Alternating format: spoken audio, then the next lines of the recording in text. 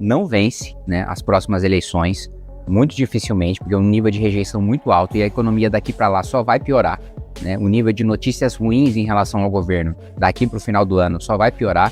E eu nunca vi, Mara, um presidente da República que com esse nível de antecedência da eleição esteja tão mal no primeiro turno.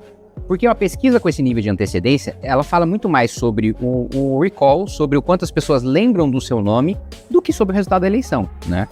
Porque a última pesquisa dá ele como favorito. Isso. Tanto no primeiro quanto no segundo turno. Só que quando você compara praticamente qualquer outro presidente da República, ou mesmo candidato a governo do estado, à reeleição, nesse período de tempo que nós estamos, a vantagem que ele tem já no primeiro turno é muito maior do que o Lula está tendo agora. Porque ele está no cargo, porque as pessoas sabem do nome dele. E outros candidatos são menos conhecidos do que ele. E naturalmente vão ser menos citados no primeiro turno das eleições. Então, o primeiro ponto, ele está tão mal sob essa perspectiva, comparado com outros governantes, com essa antecedência da eleição, não tem uma grande vantagem no primeiro turno. Segundo ponto, eu também nunca vi um presidente da República estar no poder, ter na sua esplanada ministros de partidos que já estão dizendo que não vão apoiar sua reeleição. Então, assim, o Lula tem ministro do PP, o Lula tem ministro do PSD, o Lula tem ministro do União Brasil. E esses três partidos abertamente já estão falando, não, vamos apoiar o Lula. Então é um nível de fragilidade que ele está se vendo obrigado a manter partidos que não vão apoiar ele na reeleição. Eu também nunca vi isso acontecer antes, né?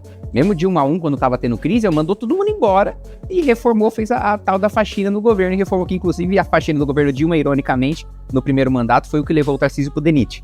Quando ela tira o PL, olha só a ironia do destino, quando a Dilma tira então PR, né, hoje PL, do Ministério dos Transportes, e coloca o Tarcísio no DENIT, que fez depois o Tarcísio ir pro plano de parcerias e investimentos do Temer com Moreira Franco, que depois fez ele virar ministro da infraestrutura do Bolsonaro. Os pulos que a história dá. Mas esses dois pontos. E um terceiro ponto, que eu escuto de petistas, do Lula tá mais preocupado agora com a biografia do que com o poder. Então o medo dele entrar para a história como o sujeito que perdeu a reeleição, porque até hoje, Nova República. Qual foi o único presidente que perdeu a reeleição? Bolsonaro.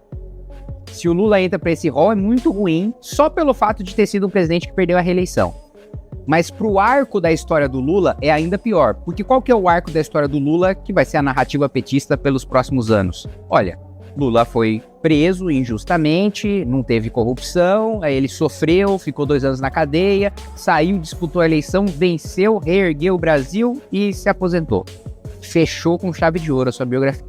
Agora, se ele sai da cadeia, vence a eleição, termina o ciclo perdendo a eleição, e veja, se o Lula disputa a eleição e perde, e vence um candidato mais à direita, a Procuradoria-Geral da República e o Supremo estão muito mais ao sabor do vento do que as pessoas gostam de crer. Eu não duvido que volte a ter ação criminal contra o Lula, derrotado no segundo turno da eleição. Então a minha visão é de que ele não é candidato, primeiro, pela avaliação própria dele, de um risco alto dele perder. E segundo, em ele se expondo nesse nível, ele poder sofrer retaliação depois. Você não acha que medidas como a isenção do imposto de renda até R$5.000, que atinge diretamente a classe média, é muito popular? Que o Lula tem de ganhar popularidade com uma medida dessa sendo aprovada? Sim, para a primeira pergunta, não para a segunda, né? Eu acho que é muito popular, mas eu não acho que ele vai ganhar voto com isso. E por quê? Quando você para olhar o Bolsa Família hoje, quem recebe o Bolsa Família já não vincula o benefício ao governante.